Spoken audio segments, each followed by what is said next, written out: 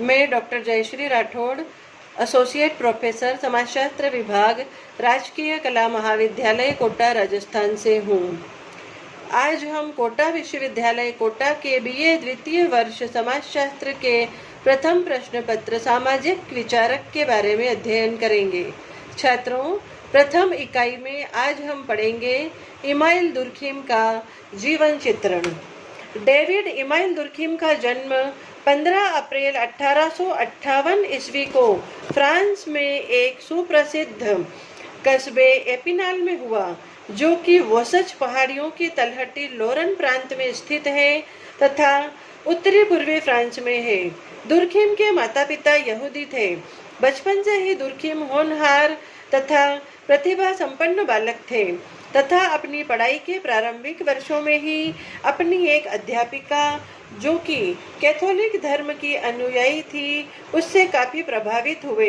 बचपन में ही दुर्खिम पर यहूदी तथा कैथोलिक धर्म का काफी प्रभाव पड़ा, जो उनके द्वारा लिखित नैतिक महत्ता के लेखों में स्पष्ट देखा जा सकता है। उनके विचारों पर हर्बर्ट स्पेंसर के सामाजिक उद्विकास के बारे में विचारों का भी प्रभाव पड़ा। वास्तव में जब दुर्खिम केवल 12 वर्ष के थे तो फ्रांस और प्रशिया का 1870 ईस्वी में युद्ध हुआ, जिसमें फ्रांस की पराजय हुई और उसका नगर एपिनाल प्रशिया के कब्जे में चला गया। बचपन से भोगी इस विदेशी अधीनता, राष्ट्रीय अपमान और फ्रांस के पतन ने दुर्खिम पर गहरा प्रभाव छोड़ा। वे जीवन पर्यंत राष्ट्र के पुनरुत्थान और समाज की नैतिक एकता के लिए वैज्ञानिक आधार खोजते रहे। वह व्यक्ति जिसके भाग्य में एक महान प्रोफेसर के पद पर पहुंचना होता है, वह प्रारंभिक शिक्षा में ही अद्वितीय योग्यता का परिचय देने लगता है तथा दुर्खिम इस नियम का अपवाद नहीं थे। उन्होंने अपनी प्रारंभिक तथा सेकेंडरी शिक्षा में काफी सूझबूझ का परिचय दिया तथा अनेक पुरस्कार प्राप्त किए। एपिनाल के कॉलेज में ही उन्होंने स्नातक की उपाधि प्राप्त की तथा इसके पश्चात पेरिस की सुप्रसिद्ध इकोल अकादमी में शिक्षा प्राप्त की। इस अकादमी में शिक्षा प्राप्त करने वाले को फ्रांसीसी शिक्षा में जीवन भर के लिए पदों पर नियुक्त किया जाता था। इकोल अकादमी में दुर्खिम तीसरे प्रयास में सफल हो गए तथा 1879 में केवल 21 वर्ष की आयु में इकोल अकादमी के एक होनहार छात्र माने जाने लगे। दुर्खिम का जीवन इतना प्रसन्नतापूर्ण नहीं था जितना कि होना चाहिए। अगस्त कॉम्टे की तरह ही दुर्खिम भी इकोल अकादमी में अपने कुछ अध्यापकों के विरुद्ध विद्रोह के लिए तैयार थे, जबकि अन्य अध्यापक उनकी प्रशंसा करते थे। पेरिस में शिक्षा प्राप्त करने के पश्चात दुर्खिम 1881 में जर्मनी चले गए। जर्मनी में उन्होंने अर्थशास्त्र, लोक मनोविज्ञान, सांस्कृतिक मानवशास्त्र इत्यादि का व्यापक रूप में अध्ययन किया तथा जर्मन विचारधारा को समझने का प्रयास किया। उन्होंने 1882 में अध्ययन समाप्त किया और एक ईमानदार, कर्तव्यनिष्ठ तथा मेहनती अध्यापक का जीवन प्रारंभ किया। 1882 से 1887 तक वे लिसी में दर्शन शास्त्र के प्रवक्ता रहे। उनके विषय में लिसी के निरीक्षक की रिपोर्ट थी कि दुर्खिम दर्शन शास्त्र के सबसे गंभीर युवा प्रोफेसरों में से एक हैं। 1887 में वे बोर्डियक्स विश्वविद्यालय में प्रोफेसर के पद पर नियुक्त हो गए।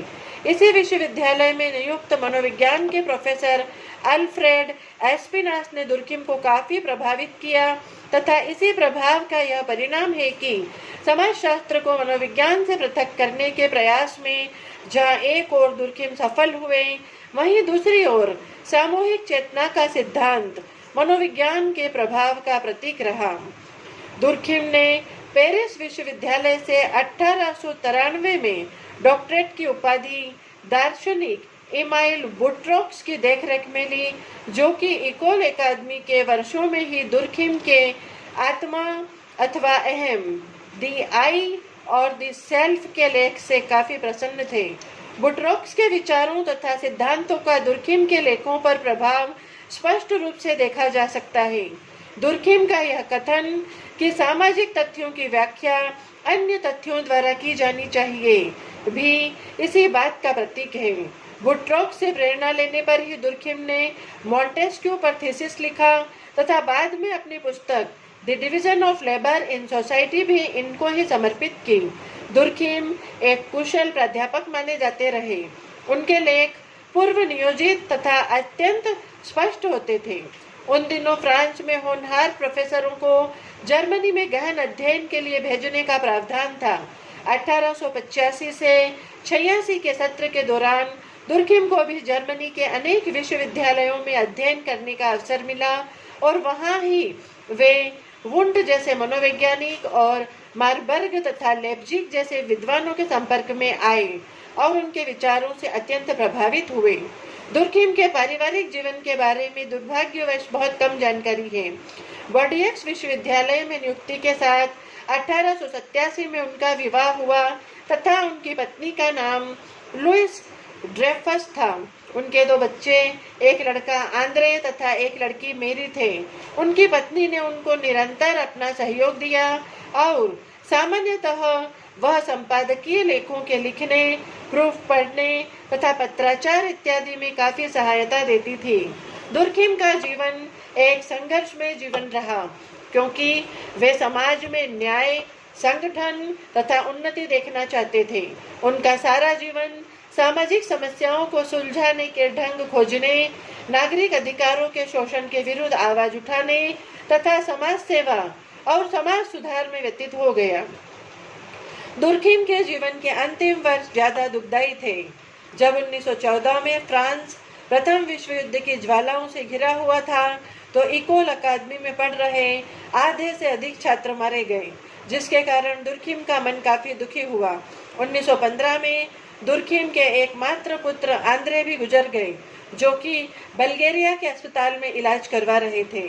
आंद्रे भी फ्रांसीसी फौज में सेना के अधिकारी के पद पर कार्यरत थे। दुर्खिम ने इस दुख को अपने तक ही सीमित रखने का प्रयास किया, यहाँ तक कि अपने दोस्तों से भी इस घटना के बारे में बात नहीं की। परंतु सदमा इतना अधिक था कि दिसंबर 1914 में वे बीमार हो गए तथा 1 वर्ष के अंदर ही उनकी मृत्यु 15 नवंबर 1917 को हुई, जबकि वे केवल 59 वर्ष के थे। अब हम पढ़ेंगे दुर्खिम के प्रमुख ग्रंथ अथवा कृतियां। Main works of Durkheim. Durkheim ने सर्वप्रथम the division of labour in society 1893 में लिखी। दूसरी पुस्तक the rules of sociological method 1895। तीसरी द सुसाइड 1897। चौथी the elementary forms of religious life 1912। इस प्रकार दुर्खिम ने प्रथम 3 ग्रंथ केवल 5 वर्ष की अवधि में ही लिखे, जबकि इनका चतुर्थ ग्रंथ 15 वर्ष के बाद आया। इनके द्वारा लिखे गए अनेक लेख, जो कि इनकी अपनी पत्रिका में ही प्रकाशित हुए थे, उनकी मृत्यु के पश्चात पुनः प्रकाशित हुए, जिनमें से प्रमुख इस प्रकार हैं। पहला, प्रिमिटिव क्लासिफिकेशन विथ मॉस 1903। दूसरा, एजुकेशन एंड सोशियोलॉजी 1922। तीसरा, सोशियोलॉजी एंड फिलोसॉफी 1924। चौथा, द मॉरल एजुकेशन 1925। पांचवा, the socialism and Saint Simon 1928।